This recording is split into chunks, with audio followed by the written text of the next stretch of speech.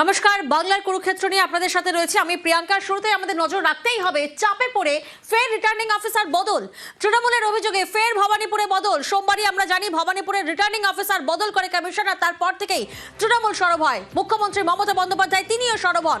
আর এবার যে খবর সামনে আসছে, আবার রিটার্নিং অফিসার বদল। তবে কি চাপের মুখে পড়ে এই সিদ্ধান্ত নিতে হলো কমিশনকে? বিস্তারিত জানবো, সোমরাজ প্রতিনিধি আমাদের সঙ্গে রয়েছেন।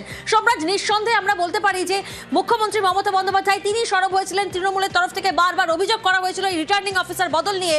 তাহলে অবশেষে চাপের মুখে এই সিদ্ধান্ত কমিশনের? দেখো, তৃণমূল কংগ্রেসের তরফে গত 24 তারিখে জাতীয় নির্বাচন কমিশনকে চিঠি দেওয়া হয়েছিল এবং চিঠিতে বলা হয়েছিল যে ভবানীপুরে রিটার্নিং অফিসার নিয়ে তারা মনে করছেন যে পক্ষপাতিত্ব করা হয়েছে নির্বাচন কমিশনের তরফে।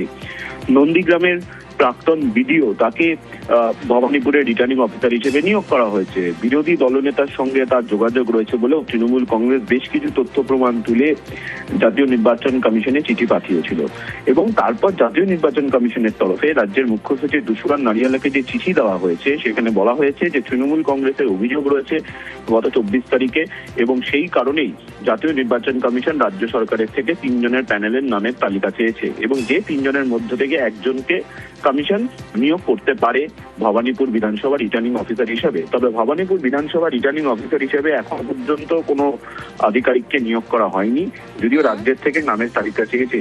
রাজ্যের তরফে 3 জনের নামের প্যানেল পাঠানো হয়েছে নাকি তা এখনো পর্যন্ত স্পষ্ট নয়।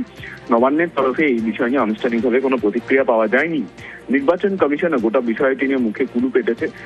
যদিও ভবানীপুর বিধানসভার রিটার্নিং অফিসার নিয়োগ নিয়ে মুখ্যমন্ত্রী মমতা বন্দ্যোপাধ্যায় সরব হয়েছিলেন, তার ভূমিকা নিয়ে সরব হয়েছিলেন এবং তারপরেই জাতীয় নির্বাচন কমিশনের তরফে এই 3 জনের নামের তালিকা চাওয়া হয়েছে রাজ্যের মুখ্য সচিবের থেকে। উত্তরবঙ্গে যাওয়ার আগে এই নিয়ে সরব হয়েছিলেন মমতা বন্দ্যোপাধ্যায়।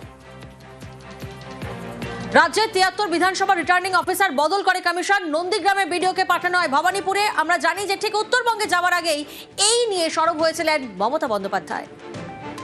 একটা ইলেকশন কমিশন তাহলে কার ইশারায় চলছে, কার কথায় চলছে? নন্দীগ্রামের বিডিও চলে আসছে ভবানীপুরে কারণ গদ্দারের নিজের লোক বলে। তৃণমূলের অভিযোগ মানতে চাননি শুভেন্দু অধিকারী। মাননীয় বিডিও যাকে অ্যাঙ্গেল করেছেন ওই সময়ে আমি মমতা বন্দ্যোপাধ্যায় দলের মন্ত্রী ছিলাম। সেই মন্ত্রিসভার নেতৃত্ব মাননীয় মুখ্যমন্ত্রী মমতা বন্দ্যোপাধ্যায় করেছেন। অতএব কাঁচের ঘরে বসে ঢিল মারবেন না। শুধুই ভোটের ভরকেন্দ্র ভবানীপুর নয়, হটস্পট নন্দীগ্রাম, সেখানেও রিটার্নিং অফিসার বদল কমিশনের। আগেই 73 জন রিটার্নিং অফিসার বদল, আর এবার বদলি হওয়া রিটার্নিং অফিসারদের মধ্যে 14 জনকে পাঠানো হলো অন্যত্র। সোমরাজ আমাদের সঙ্গে রয়েছেন। সোমরাজ, এই জায়গা থেকে একটু বোঝার চেষ্টা করব, যে রিটার্নিং অফিসারদের বদল করা হয়েছিল সেখান থেকেই তারা 14 জনকে পাঠানো হচ্ছে আবার অন্যান্য জায়গায়। দেখো, যে রিটার্নিং অফিসারদের অর্থাৎ গত সোমবার রাত্রি 10টার সময় যে রিটার্নিং অফিসারদের বদলির নির্দেশিকা জারি করেছিল নির্বাচন কমিশন, তার মধ্যে থেকে 14 জনকে অন্যান্য পদে পাঠানো হচ্ছে। কিন্তু যেটা গুরুত্বপূর্ণ রদবদলের নির্দেশিকা গতকাল জারি করেছে নির্বাচন কমিশন, সেখানে নন্দীগ্রাম, পূর্ব মেদিনীপুর জেলার নন্দীগ্রাম বিধানসভা, সেই নন্দীগ্রাম বিধানসভা রিটার্নিং অফিসার হিসেবে নয়া আধিকারিককে নিয়োগ করলো নির্বাচন কমিশন। গতকাল রাত্রিবেলায় এই নিয়োগ করা হয়েছে এবং নন্দীগ্রাম বিধানসভার রিটার্নিং অফিসার হিসাবে পূর্ব মেদিনীপুর জেলার কোন পদের আধিকারিক নিয়োগ হবে সেটাও স্পষ্ট করলো নির্বাচন কমিশন। তুমি জানো, রাজ্য সরকারের একাধিক পদ রয়েছে এবং কোন বিধানসভার কোন পদে সাধারণত বিডিও বা এসডিও লেভেলের পর্যায়ের আধিকারিকরা রিটার্নিং অফিসার হিসেবে নিয়োগ করা হয়। সেক্ষেত্রে পূর্ব মেদিনীপুর জেলার ডেপুটি ম্যাজিস্ট্রেট পর্যায়ের এক আধিকারিককে নন্দীগ্রাম বিধানসভা রিটার্নিং অফিসার হিসেবে নিয়োগ করা হলো। তেমনটাই নির্বাচন কমিশনের তরফে নির্দেশিকা দিয়ে জানিয়ে দেওয়া হয়েছে রাজ্যের মুখ্য নির্বাচনী আধিকারিককে। অর্থাৎ নন্দীগ্রাম বিধানসভা রিটার্নিং অফিসার হিসেবে যিনি ছিলেন তাকে বদলি করে নয়া আধিকারিককে নিয়োগ করলো নির্বাচন কমিশন। এছাড়াও আরো কয়েকটি বিধানসভা কেন্দ্রে নয়া রিটার্নিং অফিসার নিয়োগ করেছে নির্বাচন কমিশন। কিন্তু ইতিমধ্যে যে 73 জন রিটার্নিং অফিসারকে নিয়োগ করেছিল নির্বাচন কমিশন, তার মধ্যে কয়েকজনের পদের রদবদল করানো হয়েছে নির্বাচন কমিশনের তরফে। বেশ, ধন্যবাদ সোমরাজ।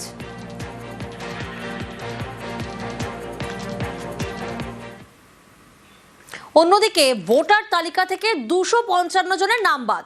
সোমবার মাঝরাতে আমরা জানি যে প্রথম সাপ্লিমেন্টারি লিস্ট প্রকাশ হয়, আর সেই তালিকায় বাদ একই বুথের 255 জনের নাম। যে ছবি আপনারা দেখছেন, বিক্ষোভ দেখাচ্ছেন বসিরহাট 2 নম্বর ব্লকের বর্গব্রার বাসিন্দারা। কেন তারা বিক্ষোভ দেখাচ্ছেন? কারণ বুথ, সেই একই বুথের মধ্যে 255 জনের নাম বাদ হয়ে গেছে। সোমবার আমরা জানি মাঝরাতে প্রথম সাপ্লিমেন্টারি লিস্ট প্রকাশ হয় এবং সেই লিস্ট প্রকাশ হওয়ার পরেই এই ঘটনা সামনে আসে। অনুপম প্রতিনিধি আমাদের সঙ্গে রয়েছেন। অনুপম, আমরা দেখছি স্থানীয়রা তারা বিক্ষোভ দেখাচ্ছেন কারণ একই বুথে 255 জনের নাম বাদ গেছে।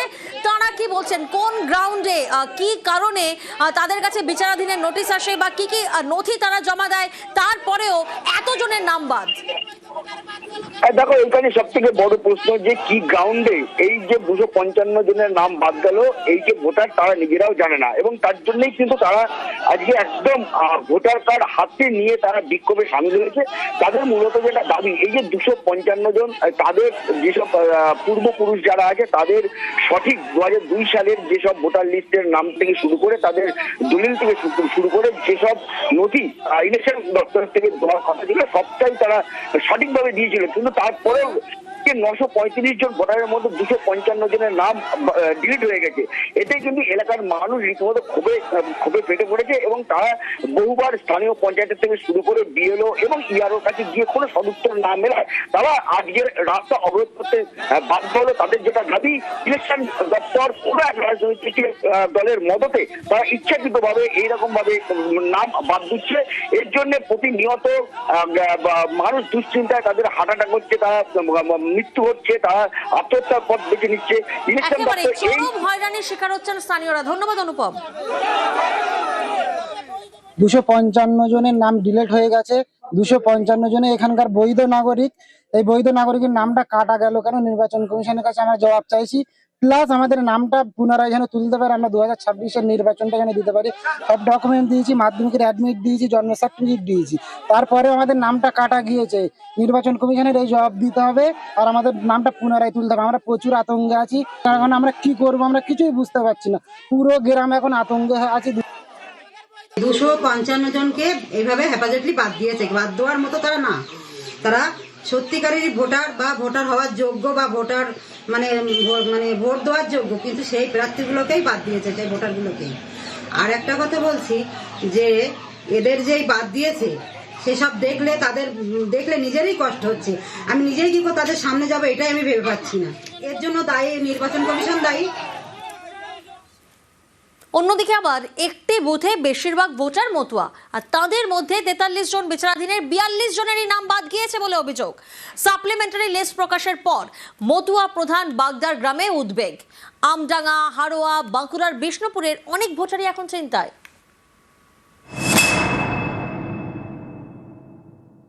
সবাই বলবে তোমরা মতুয়া, তোমাকে ভোট কাটবে না।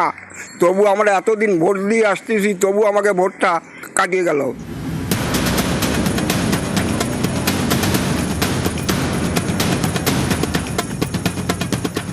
উত্তর 24 পরগনায় বাগদা বিধানসভা আসন। এখানকার হেলেঞ্চার 133 নম্বর বুথে বেশিরভাগ ভোটারই মতুয়া। সাপ্লিমেন্টারি লিস্ট প্রকাশের পর তাদের অনেকেই চিন্তায়, কারণ 43 জন বিচারাধীনের মধ্যে 42 জনেরই নাম বাদ গিয়েছে বলে অভিযোগ। সবাই বলবে তোমরা মতুয়া, তোমাকে ভোট কাটবে না। তবু আমরা এতদিন ভোট দিয়ে আসতেছি, তবু আমাকে ভোটটা কাটিয়ে গেল। আমাদের পরিবারে 2 জন বিচারাধীন ছিলাম, আমি আমার শ্বশুর। দুজনেই ভোট কেটে দিয়েছে? হ্যাঁ, দুজনের ভোটই কেটে দিয়েছে। আমার শ্বশুর 1964 সালে বাংলাদেশ থেকে ইন্ডিয়া এসছে, সেইখানকার সময়ের বর্ডার স্লিপ আছে। 88 সালে জমির দলিল আছে, সেটাও দেখিয়েছি, তাও ভোটটা কেটে গিয়েছে।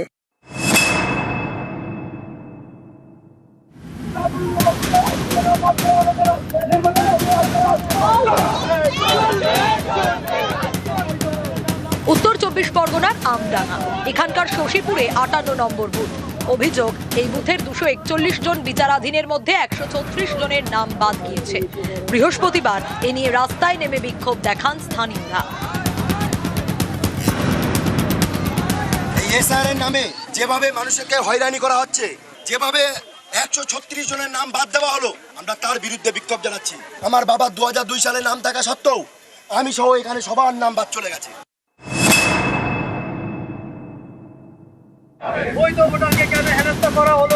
উত্তর 24 পরগনার হারোয়া, এখানকার 154 নম্বর বুথে ভোটার সংখ্যা 1138। অভিযোগ, সাপ্লিমেন্টারি লিস্টে 108 জনের নাম বাদ গিয়েছে। সেই 13টা ডকুমেন্টসের মধ্যে ম্যাক্সিমাম মানুষেরই ডকুমেন্টস রয়েছে, তার সত্ত্বেও তাদেরকে কেন বাদ দেওয়া হলো? এবং এর সুনির্দিষ্ট উত্তর আমাদের বিএলও, এআরও, বিডিও কেউই তার জবাব দিতে পারছে না। আমাদের আন্দোলন ছাড়া দ্বিতীয় কোনো পথ নেই। নির্দিষ্ট ডকুমেন্টস থাকা সত্ত্বেও তাদের নাম বাদ গিয়েছে।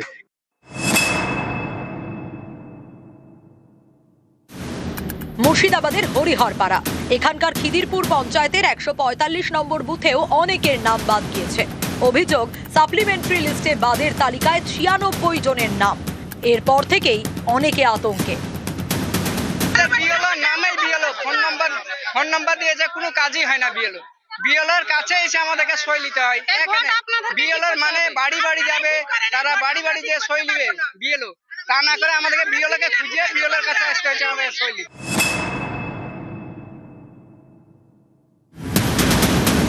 বাঁকুড়ার বিষ্ণুপুর, এখানেও এক ছবি। এখানকার বাউরিপাড়া এলাকায় 119 নম্বর বুথ, সাপ্লিমেন্টারি লিস্টে 3 জনের নাম বাদ। 19 সাল থেকে দিচ্ছি, 19-এ দিয়েছি, তারপরে বিধানসভায় দিয়েছি, 4বার দিয়েছি। সবই আছে, জমির দলিল আছে, Aadhaar card, voter card, PAN card সবই আছে, রেশন কার্ড। সব আতঙ্কে তো আছি, বলে দেবে বাংলাদেশি, আর কিছু তো বলবেন। নিউজ 18 বাংলা। নজর রাখবো বেলদার দিকে, সেখানে বিজেপি প্রার্থীর প্রচারে রীতিমতো উত্তেজনা। বিক্ষোভের মুখে পড়তে হয় নারায়ণগঞ্জের বিজেপি প্রার্থীকে। প্রার্থীর উপর হামলার অভিযোগ বিজেপি কর্মীদের।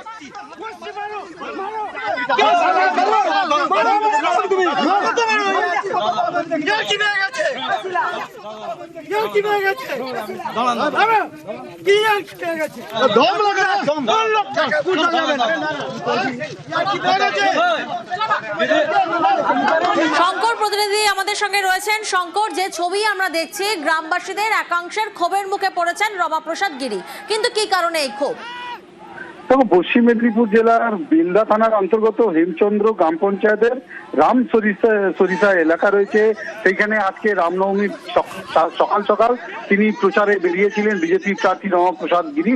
রীতিমতন গ্রামে পৌঁছালে তখন গ্রামবাসীরা তাকে বাধা দেয় এবং বলার উদ্দেশ্য করে যে এখানে কোনো গন্ডগোল করতে আসবেন না। এরপরেই বলা যায় যে বিজেপি প্রার্থী তিনি রেগে যায়, ঝামেলা করতে আসেনি, প্রচার করতে এসেছি, তা নিয়ে তৃণমূল কর্মী সমর্থকদের সঙ্গে বলা যায় তুমুল হট্টগোল বাঁধে।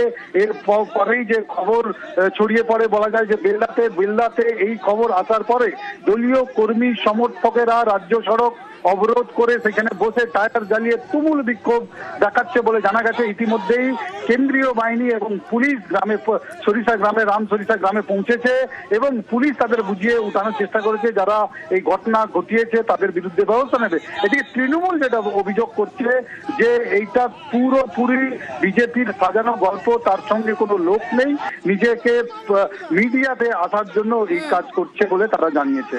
বেশ,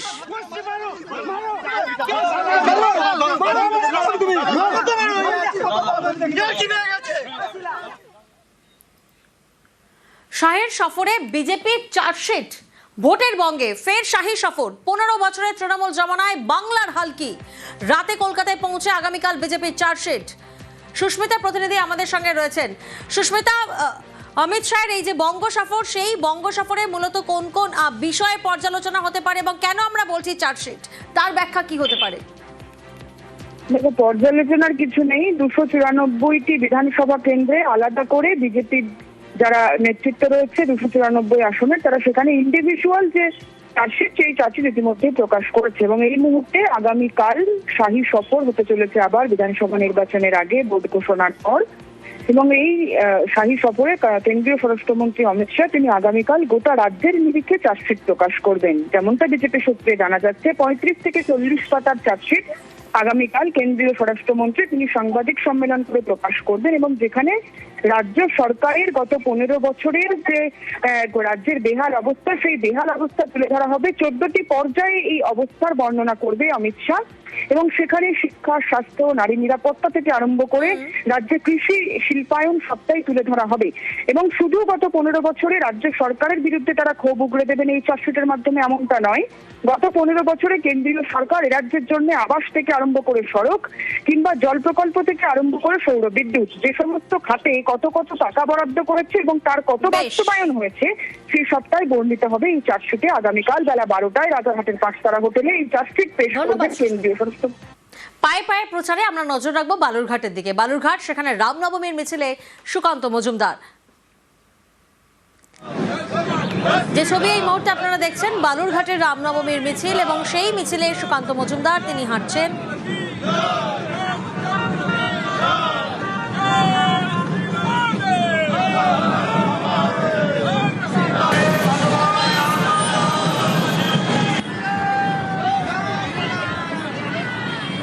বিজেপির বর্ণাঢ্য শোভাযাত্রা বালুরঘাটে সুকান্ত মজুমদারের নেতৃত্বে।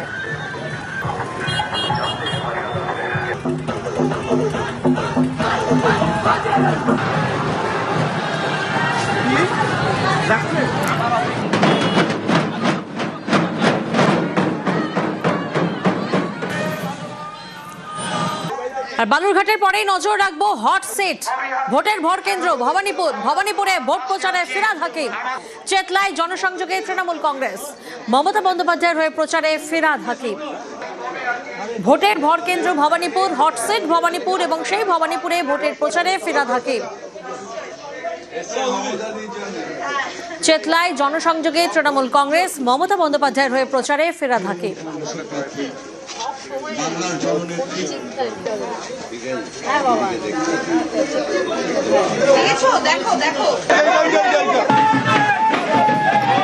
আর প্রচারে বেরিয়ে এলাকার মানুষের বাড়িতে সিলিন্ডার পৌঁছে দিলেন সাঁইথিয়ার বিজেপি প্রার্থী কৃষ্ণকান্ত সাহা। ভোট বড় বালায়, ভোটের প্রচারে নানান ছবি চোখে পড়ে। আর এবার যে ছবি আপনাদের দেখাচ্ছি, ভোটের প্রচারে বেরিয়ে মানুষের এলাকার মানুষের বাড়িতে সিলিন্ডার পৌঁছে দিচ্ছেন কে? সাঁইথিয়ার বিজেপি প্রার্থী কৃষ্ণকান্ত সাহা।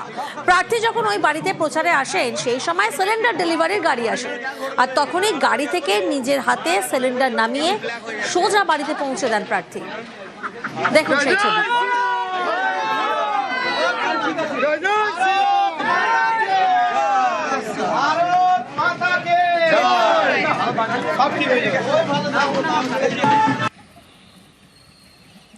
বাঁকুড়ার ইন্দাসের তৃণমূল প্রার্থী শ্যামলী রায় বাগদি এদিন লোকাল ট্রেনে ভোট প্রচারে তৃণমূল প্রার্থী। বাঁকুড়া মশাগ্রাম শাখার কুমরুল স্টেশন থেকে সাহসপুর স্টেশন পর্যন্ত ট্রেনে উঠে প্রচার সারলেন তিনি। কথা বলেন যাত্রীদের সঙ্গে। দলের কর্মীদের সঙ্গে ট্রেনে ঝালমুড়িও খেতে দেখা যায় প্রার্থীকে।